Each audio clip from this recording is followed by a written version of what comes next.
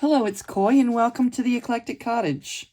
I'm sitting here this morning at my art room desk, and I am thinking about making a quick little project. I'm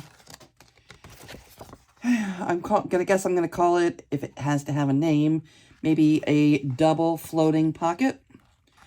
And I want to make sure that it's the right size to fit inside like a regular full-size pocket in the journal. So probably no larger than the size of this. It's probably the largest the largest we would want to go. And I turned the camera on thinking maybe I'll just bring you along so that maybe it might inspire you to do, something simple like this at your own desk today. And it's gonna be short. I'm warning you, it's gonna be short. Okay, so this is, two full-size backgrounds. It's double-sided, not double-sided. It's two single-sided prints. They're glued together, so it makes it, a little bit sturdier. Again, I don't use much cardstock in my making. I just don't like how thick and how stiff cardstock is. I used to make things cardstock, and I just felt like the whole journal, everything was always so heavy, so unnecessarily heavy. So two, sometimes maybe three layers of paper. And if I did, the center layer would be thin, like book page or something, is as far as I go. And this will be nice and sturdy. And if we're going to use this as our guide, I'm going to go ahead and glue this down, because I'm going to use this Christmas in July for the front cover of this floating pocket. And let's go ahead and get that glued down. Where are my glue pages? Let me get one.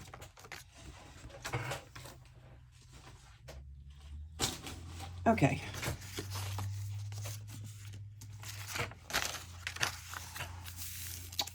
This was my measurements. So I decided, instead of trying to, trust the math, because this is a unusual, it's not like, it's not like going in quarters or anything. It's going in eighths. So it was 6 3/8 by 4 5/8. And then if I double the math for the 4 5/8, that makes it, 9.25 if I wanted to fold it. And instead of trying to measure it and cut it with the trimmer, I decided I'll just go ahead and do it the easy way.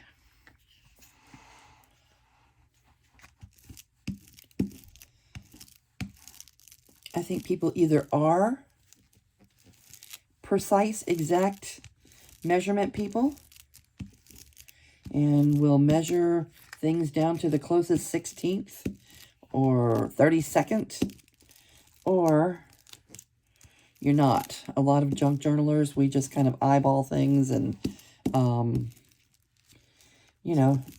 go by our gut feeling on things, instead of trying to be precise with the math. I mean, we can be precise. We could, if we wanted to, couldn't we, ladies?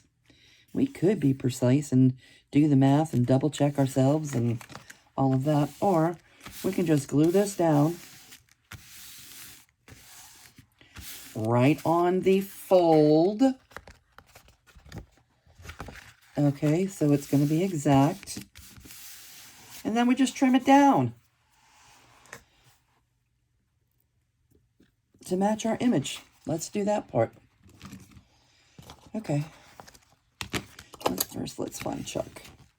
Chuck likes to smooth things over. Thank you, Chuck.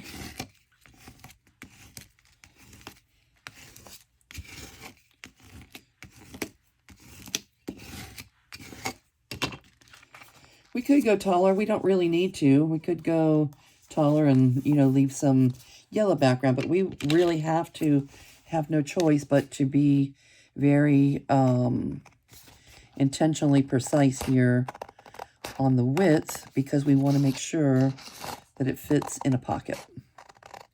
So you do yours your way, but this is how I'm doing mine. And I'm not telling you what to do, because there are no rules in junk journaling or in art in general. There are no rules that are intended to follow precisely. The rules are just there to offer you some, you know, some guidelines and some, oftentimes just some inspiration. And then you follow your gut. And if it doesn't come out exactly the way you want it, then you start over, or oftentimes mistakes, you know, what seem to be mistakes are really just opportunities to, I don't want to sound all Bob Ross and everything, but seriously, they're opportunities to, you know, to change things up and use your creativity to make something brand new that you never would have thought of before. All right, so the inside is going to be yellow. The outside is going to be yellow. If you haven't noticed by now, I love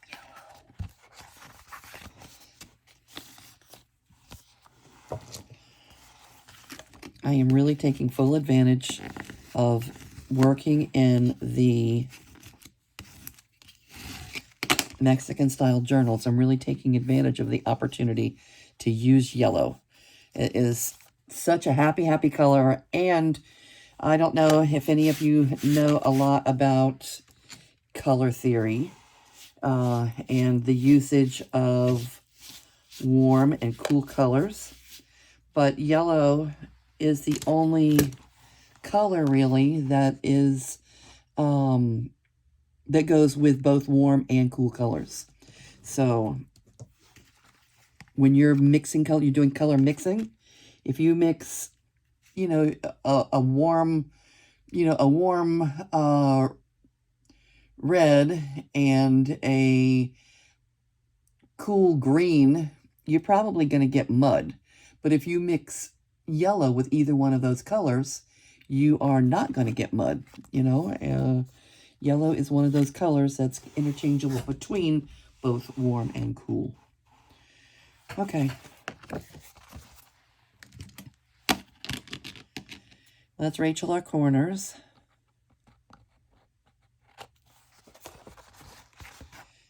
This is going to be quick.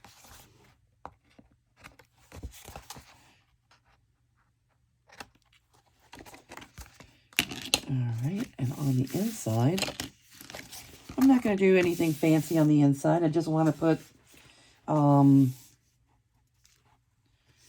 little pockets down there, and I might use vellum.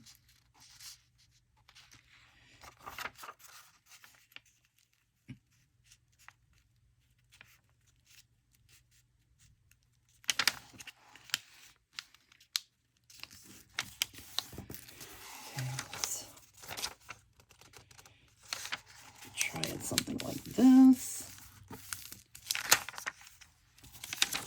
And we'll trim down if we need to.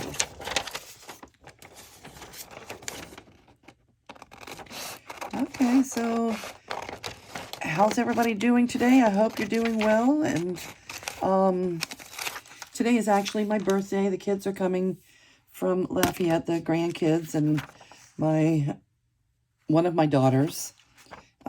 My other daughter, my second daughter, is my oldest daughter, is actually in Jacksonville, and she is packing up her house to move back here to Leesville very soon, like really soon. So she is not going to be able to make it today, but Mandy and the grandkids are coming. And I am, even though I saw them just a couple of weeks ago, I am a little overdue for some grandkid fun and excitement. There's never a dull moment when they're around. And last time I saw them, we met halfway in Lake Charles at the beach and at the lake, and had a beach day at the lake. And Abel, my 1-year-old grandson, he did not come with. It was a girls' day. So I am ready to see that little guy, because he is at that age. He is 1, you know, in a couple months, and he's at that age where every day he's learning and saying something new. They're so cute when they start talking. So I am ready for that. I am ready for that. Okay, I just found out that even my sharp little whale tail is not a fan of punching out vellum. So we'll just use that as a little guide.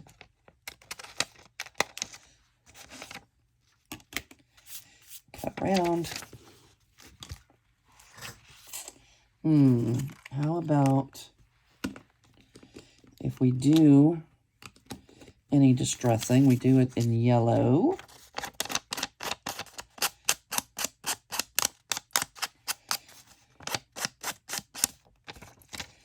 I may need to give this a minute to dry.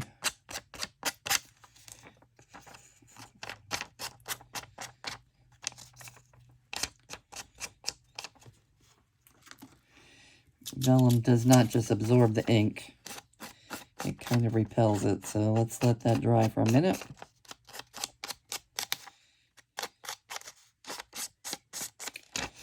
While we decide if there's anything else that we need to do to this little double pocket thingy.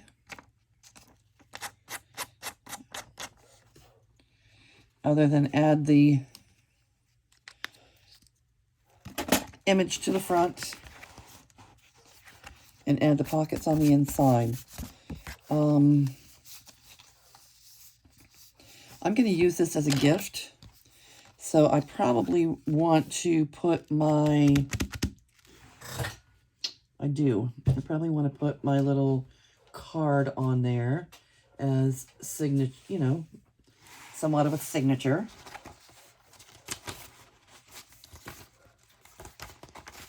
And I think I have some already printed up. Let's take a look and see.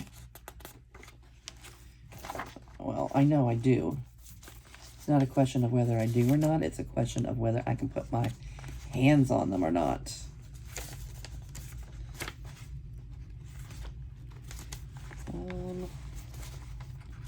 Where are you? Little eclectic cottage cards. All right, we're waiting for the, I'll let you take a look at the front of the card while we're waiting for the ink to dry over there. And waiting for me to find my cards.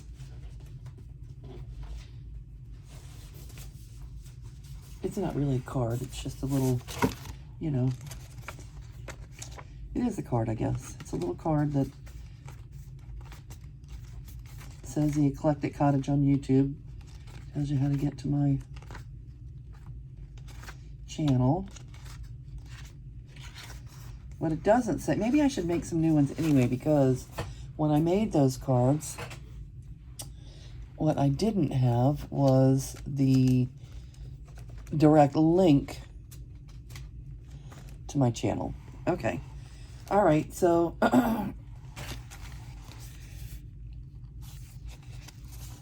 I think that'll do it. Just the 2 little pockets, and then I'll put my inserts. I'm going to insert these little glitter cards, 2 of these, and this one, and I want to put a little note in that pocket, and it'll be a little gifty. I like it.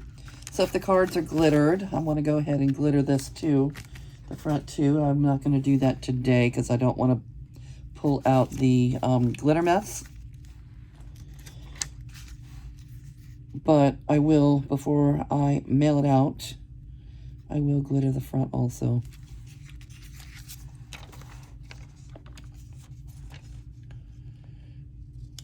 A little Christmas in July gift.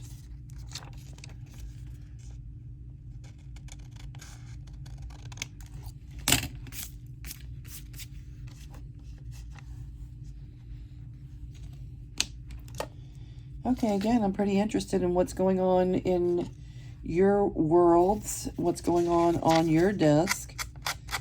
If you're working on a Christmas in July project, how's it going? Because we're already on day 6. We still have a lot of time left in the month, but, you know, hopefully if you're going to be working on one, you've already got somewhat of a start. And even if you're not doing a whole junk journal January project, you could still start making a few tags and adding them to your stash, so when December rolls around, you will have something to start with. So I urge you to start somewhere and start doing a little bit of Christmas. Take advantage of the time of year and the experience that, you know, those of us that have been doing this a while know that getting an early start is the thing to do if you want to be prepared for Christmas, because I'm telling you, it sneaks up on you so fast, just like gift giving or, you know, or anything else. You know, pretty soon, you know, summer's over and, you know, we're coming into fall. Fall is a really busy time. And if you want to get any fall journaling, you know, journals made or journaling done, you really need to get a head start on your Christmas. Otherwise, you'll be spending all of your fall working on Christmas, and you'll have to either skip fall or you'll have to skip Christmas. My opinion. Unless you're those ladies that work all day, every day in the art room and, you know, create project after project after project and speed through them like Speedy Gonzalez. That is not me. I am not the quick crafter. I am more the slow and steady gal. A little here, a little there, and it all starts adding up. Okay, when you're working with vellum, if you probably noticed that you want to use as little water in your glue as possible, because it kind of puckers up. So let's use Chuck. Where are you, Chuck? To flatten things out. And I don't want it to go too far into the inside of this pocket, blocking the ability for our little cards to fit in the pocket. And hopefully, if these don't fit, I may have to trim them down when... These are my cards. This is my set of cards. Yeah, they're going to fit. This is my set of cards. I'm going to make a set of cards to go in this pocket. So I may end up trimming them down just a tiny bit to make sure they slide into these little vellum pockets real easily.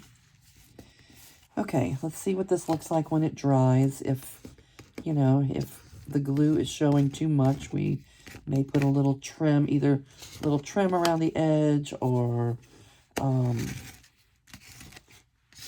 you know, I use a paint pen to, you know, to draw around the edge or something. But I want to get it nice and flat and smooth. Chuck is a good tool for that job.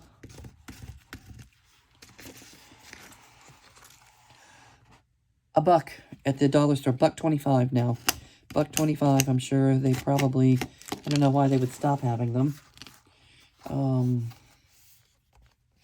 But next time you're at the Dollar Tree, not that we go that often, but if you're at the Dollar Tree, take a quick look in the craft section and see if you can find yourself a $1 Chuck.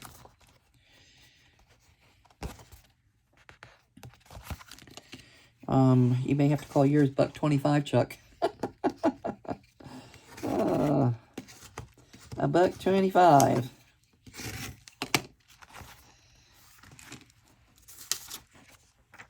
Or maybe you call it Sam or Michael. I don't know. Give it a different name.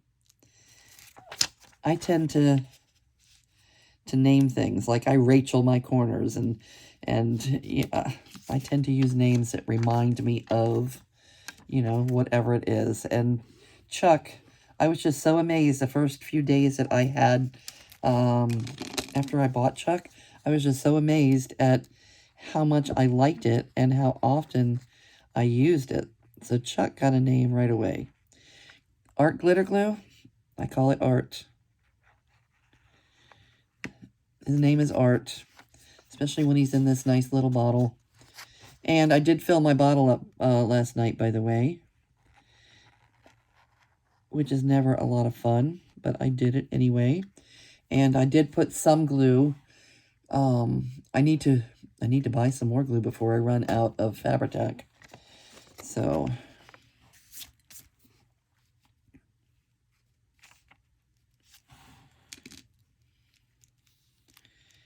okay, yeah, these pockets are a little bit on the smallish side for those cards. So when I make the cards for this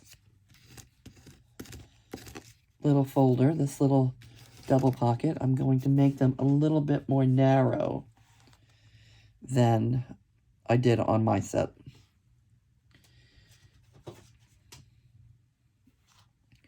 Yeah, they all have room to be a little bit more narrow. I think this one is automatically a little bit more narrow than these. Let's see. No. All right, so I may have to eat just a little bit into the gold trim, which is okay because the trim is smaller here than on the sides anyway. Okay. The things you have to think of when you're a junk journal creator.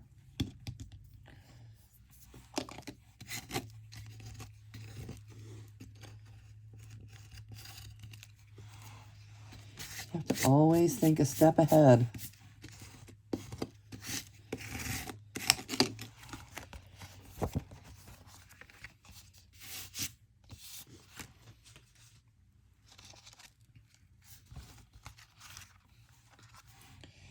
Okay, and there you have it, folks. A very quick little easy project that you might want to take on yourself and, you know, make something cute for your Christmas journal or any journal that you happen to be working on. Or maybe you just want, you know, like me, to send a happy mail and you want something to, you know, something to send it in. And I think this is cute.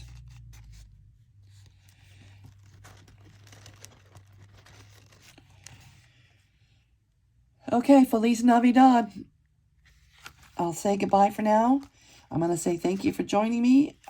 Love having you here in the craft room with me. It makes everything so much more fun. And I will be back, and I'll see you real soon.